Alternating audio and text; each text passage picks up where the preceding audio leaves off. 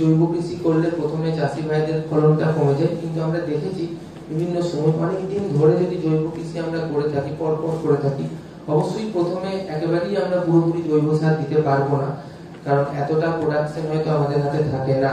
হ্যাঁ, আমরা যদি কিছু রাসায়নিক কিছু জৈব করতে করতে আস্তে আস্তে যদি জৈব সারের দিকে এগিয়ে যায়, তাহলে যেটা হয় যে 5-7 বছর কি 10 বছর পর আমরা কিন্তু সমান ফলন পেতে পারি। তার সঙ্গে কি হতে পারে, তার সঙ্গে আমাদের স্বাস্থ্য এবং জমির স্বাস্থ্য ভালো থাকে।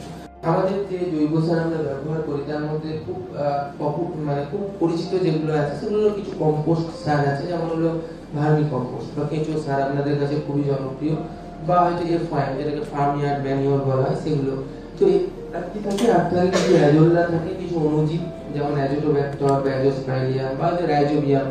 বাজারে যদি পাউডার ফর্মের যে রাইজোবিয়ামটা থাকে সেটা যদি নিয়ে আসেন, সেটার সঙ্গে একটু চিটে গুড়, ঘরে অনেকেরই চিটে গুড় থাকে, চিটে গুড় না হলেও ভাতের ফ্যান তো সবার কাছে আছে, তো ভাতের ফ্যানটা রাইজোবিয়ামের সঙ্গে মাখিয়ে নিন।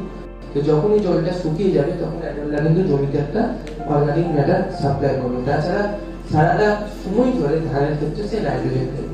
এই অ্যাজোলা তৈরি করার জন্য সামান্য একটা দেখুন একটা প্রসেস আমি বলেছি, যে একটা গর্ত, খুব ছোট্ট একটা গর্ত করতে হবে, গর্ততে অ্যাজোলা দিয়ে আমি এটা থেকে কম্পোস্ট এখানে একটা হলো ভাগ করতে হবে। ভাগ করার পর এই জলটা যাতে আটকে থাকে তার জন্য চারপাশে একটা বাঁধ আমরা কি করি, নিচে পলিথিন দিয়ে দিই, যাতে জলটা নিচে দিয়ে বেরিয়ে নেওয়া চলে যায়।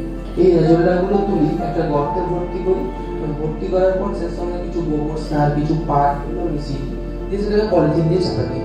10-15 দিন পর সেখান থেকে যে গুঁড়োটা তৈরি হবে সেটা আপনি জমির উপর ছড়িয়ে দিন।